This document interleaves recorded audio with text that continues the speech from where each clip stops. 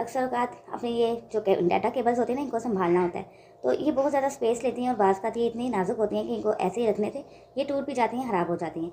तो इस ट्रिक को भी हमने किस तरह से इस्तेमाल किया कि जो आपके पास एक्स्ट्रा डाटा केबल जो टूट जाती है, बाज़ ख़राब हो जाती है, तो उसको आप फेंकने की बजाय उसको आप इस तरह यूज़ कर सकते हैं कि एक इसमें से वायर काट लें, जितनी आपको ज़रूरत है, लंबी या छोटी। तो जहाँ यहाँ पे हमें डाटा केबल को ही बाइंड करना है, तो उस लिहाज से मैं इतनी ही वायर ले ली हूँ। अगर आप इससे बड़ी कोई चीज़ को बाइंड करना चाहते हैं, तो उस लिहाज से आप वायर ले लें। इसके अंदर जो प्लास्टिक शीट है ना, इसके अंदर भी वायर्स होती हैं, तो उसको हमने निकाल लेना है। कैंची की मदद से मैंने इसको कट कर लिया है। इसके अंदर से मज़ीद वायर्स निकल आएँगी। अगर तो आप इस तरह इसको यूज़ करना चाहते हैं, तो ऐसे भी यूज़ कर सकते हैं। इसको आप थोड़ा-सा मरोड़ दें ताकि ये बाइंड में आ जाए। और अगर आप इसके अंदर वाली वायर्स यूज़ करना चाहते हैं, तो उसका ऊपर वाला जो कवर है ना, उसको भी हटा दें। तो इसके अंदर से इस तरह की छोटी-छोटी सी वायर्स और निकल आएँगी और ये आपके बहुत ज़्यादा काम आएँगी। अब हमने जो डाटा केबल को बाइंड किया है, उसके ऊपर इसको अच्छे से लपेट देंगे और इस तरह ये हमारी डाटा केबल जो है कम स्पेस लेगी।